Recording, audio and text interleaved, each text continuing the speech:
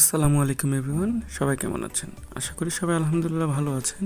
আজকে আমি আপনাদেরকে দেখাবো কিভাবে ফ্রোজেন রুটি বানিয়ে সেটা ফ্রিজে রেখে দিয়ে দীর্ঘ সময় সেটা সংরক্ষণ করবেন। এখন ফ্রোজেন রুটির ব্যাপারে যেটা হয় কি, আমরা অনেক সময় রাতের বেলা বানিয়ে রাখলাম, পরের দিন সকালবেলা জাস্ট গরম করে ভেজে অফিসে চলে গেলাম আর কি।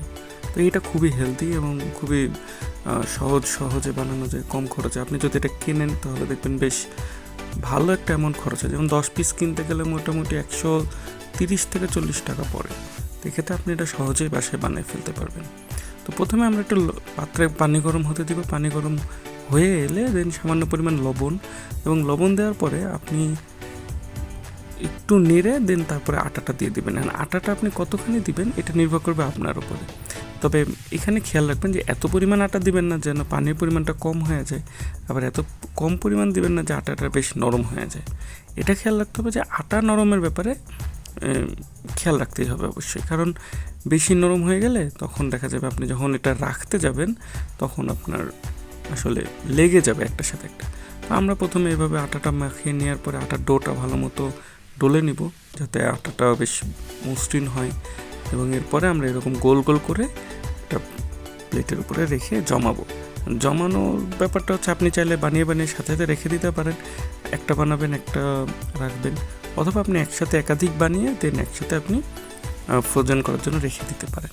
তো এভাবে প্রথমে আমরা ছোটো ছোটো গোল্লা করে বানিয়ে নিলাম যাতে আমরা একসাথে সবগুলো রুটি বানিয়ে ফেলতে পারি। তো এইখানে সবচেয়ে ইম্পর্টেন্ট যে জিনিসটা সেটা হচ্ছে সিট পলি। এখন সিট পলি আপনি কোথায় কিনতে পাবেন এটা আমি আপনাকে বলি। আমি সাধারণত 3টা জায়গা চিনি। একটা হচ্ছে মিরপুর 1 নম্বর মাজার মার্কেটের ওইখানে আপনি পাবেন যে কোনো প্লাস্টিকের যে দোকানগুলো আছে। প্লাস্টিক বলতে প্লাস্টিকের যে ওয়ান টাইম প্যাকেট বা এই রিলেটেড জিনিস যারা বিক্রি করে তাদের কাছে যেয়ে বলবেন যে সিট পলি দিয়ে। কারণ বাজারে আছে, কচু খেতে আপনি পাবেন, যে বলবেন যে সিট পলি আছে। এটা 300 টাকা কেজি নেয়। তো আমি 100 গ্রাম কিনি, 100 গ্রামে আসলে অনেক থাকে, মোটামুটি মানে আমার প্রায় মাস চলে যায়, 1 মাসের মতো চলে যায় 30 টাকার সিট পলি দিয়ে। তো এই সিট পলি দিয়েই মূলত হচ্ছে আপনার রুটি একটার সাথে একটা আপনি আলাদা করে রাখবেন যাতে আপনার রুটির সাথে রুটি লেগে না যায়। তাহলে যেটা হবে, আপনি যখন এটা ফ্রোজেন করবেন, ফ্রোজেন করার পরে আপনি রুটি একটার পর একটা সহজে আলাদা করতে পারবেন। তো প্রথমে আমার একটা রুটি বক্স আছে, রুটি বক্স এভাবে নিচে একটা সিট পলি রেখে দেন তারপর একটা রুটি, তারপর একটা সিট পলি, তারপর একটা রুটি, তার উপর একটা সিট পলি।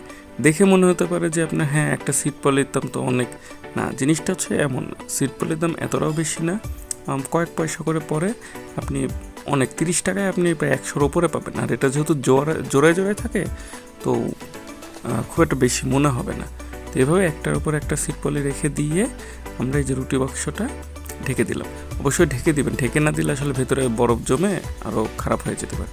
এরপর আমরা রুটির বাক্সটা ফ্রিজে রেখে দেবো। আপনারাও বানাবেন এবং বানিয়ে আমাদেরকে জানাবেন কেমন হয়েছে। ধন্যবাদ সকলকে। আসসালামু আলাইকুম।